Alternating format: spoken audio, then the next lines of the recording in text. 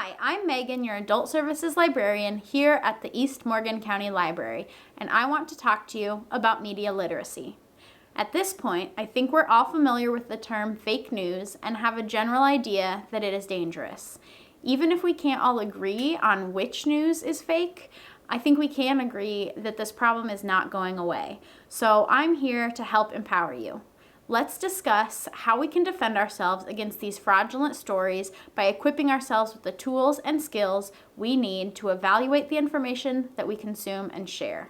I recently attended a webinar series on media literacy hosted by the Every Library Institute and PEN America, a nonprofit dedicated to the preservation of free expression. And it opened my eyes to how I can and should do better at being a consumer and sharer of news, and now I'm inviting you to join me on that journey. So, what is media literacy?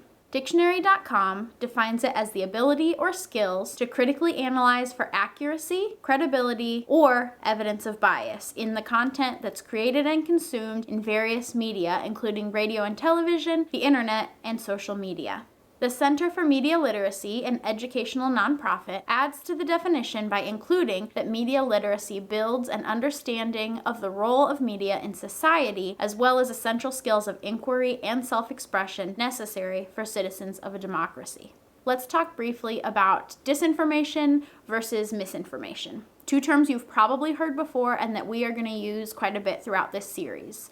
So disinformation is demonstrably false information created with the intent to deceive the public, while misinformation is false information that has been created and or shared in error. Have you ever struggled to even hold a conversation with somebody whose views on a topic are on the opposite side of the spectrum of yours?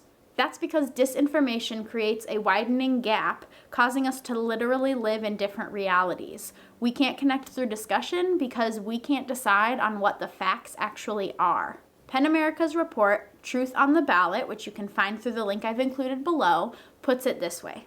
The deteriorating trust in the media and the public's increasing inability to distinguish truth from lies threaten our democratic discourse by attacking our shared factual knowledge that undergirds our ability to debate policies, hold government accountable, and identify solutions to the pressing challenges of our time. Their report also warns of the dangers of simply leaving it to those in power to keep us safe because attempts to counter fraudulent news and mitigate its damage, while welcome and necessary, carry their own risks. Tech companies and social media platforms are more eager to fight fraudulent news than they were even a year ago, and are now, in general, quicker to remove disinformation. The potential for overreach, however, is significant. Even well-intentioned attempts to contain false news can unwittingly curtail free expression rights and enable censorship.